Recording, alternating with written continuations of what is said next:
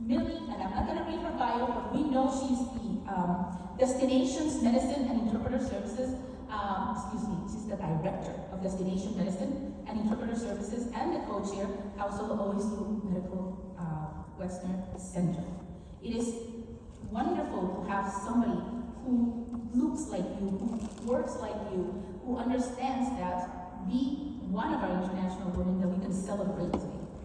In her role as director in this position, Millie and all her team are responsible for advancing the Ohio State University's health system international patient services.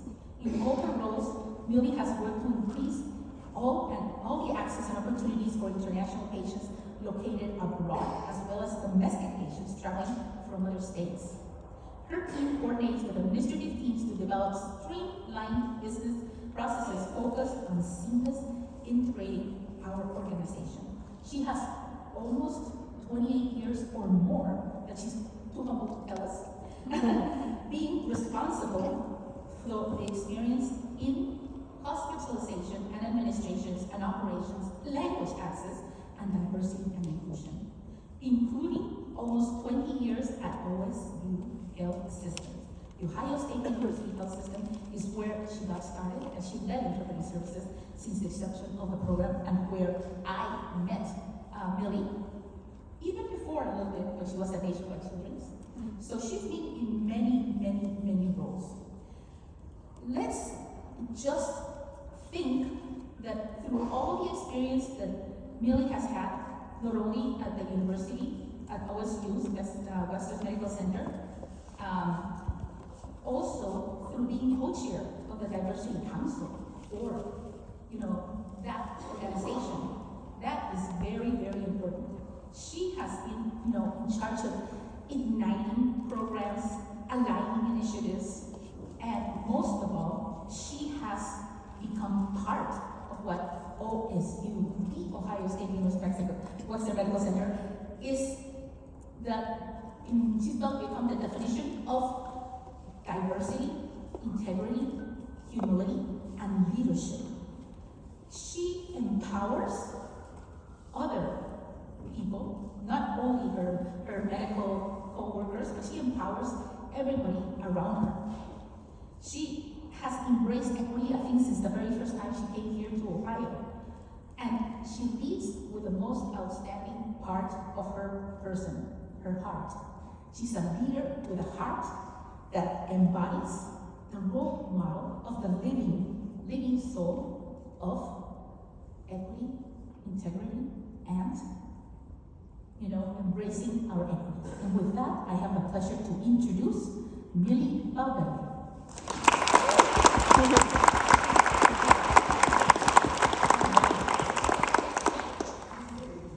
Oh wow, what an introduction, amazing. Thank you so much. I'm just so pleased and honored to be here to be the keynote today. It's starting the program with Caroline Inspires, and your music and your voice. I can't see you right now, but what an amazing start of the program. I'm inspired already just with that start and with all the guests here. As that song went, love will save the day. I have right there, right in front of me, table 7, my family, my boys here, my husband.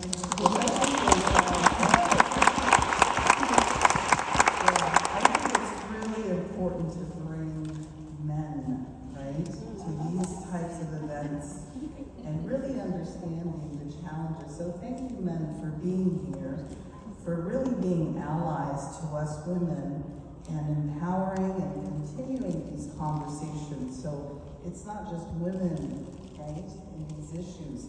It's about all of us as a community and making these improvements for all of us, right, united. So I will stay a little bit to my script because I know that we might be running a little behind an agenda. I want to make sure that my message is on target with what I wanted to say. I like to ad-lib a lot, but I want to make sure that I have enough time. So again, it's a pleasure to be with you on the 13th annual Columbus International Women's Day celebration. It's, I'm taking a deep breath because it's really an honor. I'm just amazed and humbled to be the keynote today. I salute the organizers, the sponsors, the panelists who will come in a little bit, all the guests that are here. I see so many familiar faces. I have neighbors, I have friends, I have colleagues, I have mentors all around me, and just celebrating this incredible day. And I'm so grateful for all of you being here and putting together this wonderful event already, participating to highlight the role that female leadership plays in creating and maintaining a healthy, equitable, and thriving society for women, families, and individuals alike. So let us pause and appreciate being together in peace and security. As we know, we're blessed, right, to be at peace here. It's not happening around the world. So I'm feeling fortunate and grateful for this moment here with you. I want to pay tribute to all the remarkable and courageous women whom I've had the fortune to have in my life. I have some of them here. Some of them are online, so a big salute to those that are online, including my other son, who's probably online, as well as my beloved mother, who passed away not so long ago, always uplifting me, as many have done and continue to do. My sisterhoods. I have several sisterhoods across the world. The world needs strong women who will lift and build others. It's not a competition. It's how we lift each other up and make this a better world for all of us, right? So I'll talk more specifically about some of these remarkable women that I've had the pleasure to be in my life a little later. But I really love this year's theme of embracing equity. Diversity is a word or concept used interchangeably with equity. So it's important we understand the difference. Diversity is a metric to understand if equity is happening. It's an important fact that we need to keep in mind. For example, I'll go a little with statistics here. While white men account for 62% of C-suite roles, white women hold 20%, men of color hold 13%, and women of color only hold 4% of these top-level positions in organizations. But let's say for a moment that we hire a large number of women of color in executive positions. Does this mean we're done? We've met our goal? Not necessarily. This new diversity number still doesn't paint the full equity picture. It doesn't tell us if those women are being compensated equitably to their counterparts, to their white counterparts. It doesn't tell us about how they're being treated in their organizations. It's important we learn from the work of social scientists and researchers to better understand human behavior, the world around us, and find solutions to problems. So I'll share one of my favorite studies. It involves two monkeys that were placed in cages side by side. These monkeys could see each other and were taught the same trick. They did the trick. When they did the trick, they would receive a little cucumber piece, right, as a reward. So the monkeys were very happy with this. In phase 2 of the study, they switched things up, and one of the monkeys received a grape instead. And monkeys love fruit. So, this was done over and over. However, the monkey that had the cucumber received that same treat. So, let's pause here for a second. If you're doing the same task in your work, in your organization as someone else, and you're getting the worst reward or not such a good reward, how would you feel? Right? I'd be upset.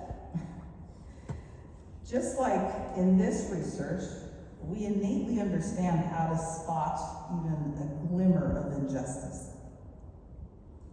This matters because it means that our brains categorize equity as a core need. And when any core need is threatened, our brains and bodies are wired to go into a stressed state. And if it continues, now you've got chronic stress. And chronic stress leads to inflammation. We're finding that people who experience recurring racism show chronic inflammation in their bodies. Chronic inflammation is no joke. It's directly linked to things like cancer, heart disease, lower life expectancy. Equity isn't just politics, it's critical to our health. So again, thank you for this year's theme on embracing equity, to get the world talking about why equal opportunities aren't enough. People start from different places, so true inclusion and belonging require equitable action. As I mentioned at the beginning, I have been fortunate to have worked with many exceptional women in my life. The first time I heard Shirley Chisholm's quote, who by the way was the first Black woman to serve in Congress, the quote is, "If they don't give you a seat at the table, bring a folding chair." I heard that quote for the first time from one of my mentors who is here today, Wanda Dillard. She lived through many, many inequities and injustices in her career. Yet she always found time to uplift other women and build her own table to fit more of us. I'm always deeply grateful to you, Wanda. In my career, I have done my best to open doors and provide seats, learn from my mentors. In my 20 years at OSU, I've had the privilege to hire 44 people. 27 of them are first-generation immigrants, and most are still working at Ohio State. The large majority of these incredible individuals are women. By the way, the immigrant journey often involves moves, gaps in employment, different educational pathways, and can more easily be overlooked for interviews, let alone the job offer. Instead, I see grit and perseverance in those journeys. Let me tell you a little bit about some of these women and how much they contribute, not only to our organization, but to our community and society. I'm fortunate to have some of them here, as a matter of fact.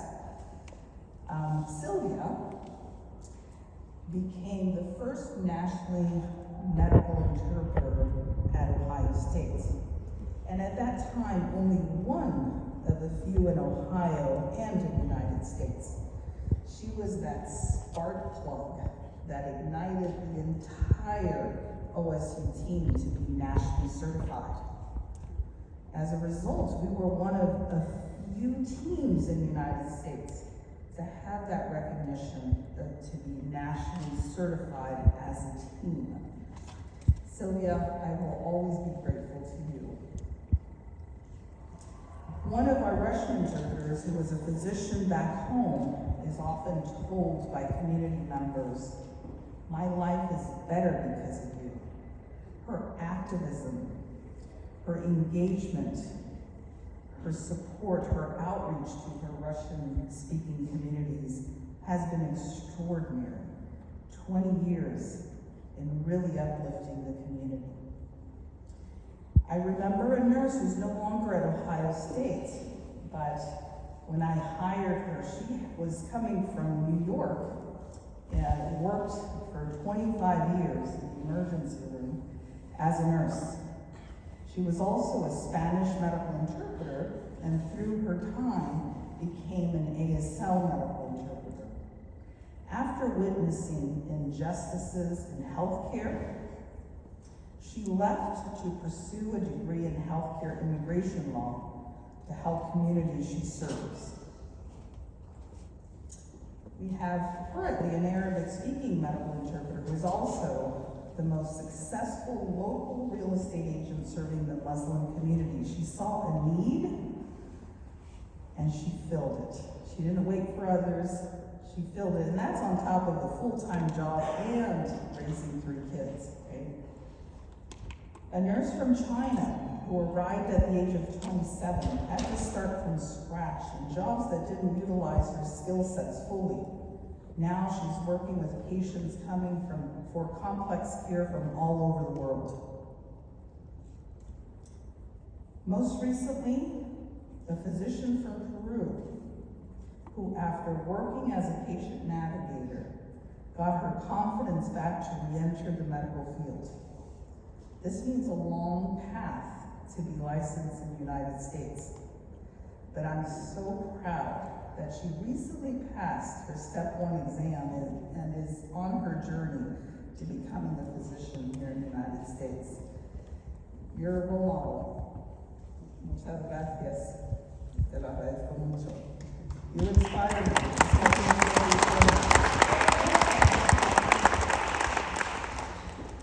I remember I encountered as well a young professional from China. She had just finished her degree here at Ohio State. She wasn't sure what path she wanted to take in her career. She had done odd jobs, never really worked in the corporate world. But man, when I interviewed her, nobody really saw anything in her resume. They're like, in human resources, they're like, why do you want to interview her? I don't see really anything that specifically spells out, any skill set that you'll need. I said, let me just interview her. There's something about her background. I just want to meet her. And when I did, wow. It was powerful. I remember I asked her some questions about the basic skills that the job required. And she said, I don't, very humbly, she said, I don't have some of the skills, in particular computer skills. But she said, I'm a quick learner, and I can prove it to you pretty quickly. I know that may sound very vague, but there's something in the way she said it. It got me. I said, okay, we're gonna give each other a chance here. And she just texted me, just coincidentally, as I was coming up to speak. And she said, I have been working at OSU now 5 years, and she's in data statistics, doing and analyzing business operations for other departments at Ohio State now. And this was the person that said, I don't have such great computer skills. Wow. That's what gets me going. That's what wakes me up in the day, every day, to see these remarkable women doing not just an amazing job at Ohio State, sometimes outside of Ohio State, but in their communities, for their families, to make us better, right? To be more inclusive and more equitable. There's so many other inspiring examples that I could share, but I know I'm probably running a little long and we need to get back to the program. So, dear sisters, today or actually it's Wednesday, right? We're 2 days ahead of the International Women's Day. We need to all come together, women and men. So I look to the men and really appreciate you being here again. Because we're working together for gender equality. Beyond the celebration, this day invites to a deep questioning on the role of women in society to take stock of the effectiveness of their rights, of our rights, and on the challenges that still need to be met so that gender equality brings opportunities now and for the future. So let's keep opening doors for each other, giving each other seats at the table, mentoring our younger generation of women as well as our men. We can do this together, but we need each other. Again, I'm so grateful for being here, for honoring me, for being a keynote, and I love the theme of embracing equity. It's so right to go in that direction. Thank you so much.